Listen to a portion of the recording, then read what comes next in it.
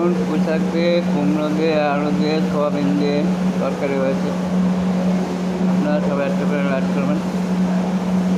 ये कुमड़ा है, पुंईशाक है, सोयाबीन है, आलू है, ये सब लोग लाइक करेगा कर करके। ये खाने की बात अच्छा है, हम लोग सब लाइक करेगा। সবাই একটা করে লাইক করবেন। দেখুন পুঁইশাক দিয়ে, আলু দিয়ে, সোয়াবিন দিয়ে, কুমড়ো দিয়ে তরকারি হয়েছে। এটা খেতে খুব ভালো লাগে। এরকম আপনারা বাড়িতে বানিয়ে খাবেন, ভালো লাগবে। সোয়াবিন, পুঁইশাক, কুমড়ো, আলু দিয়ে ভালো লাগে খেতে।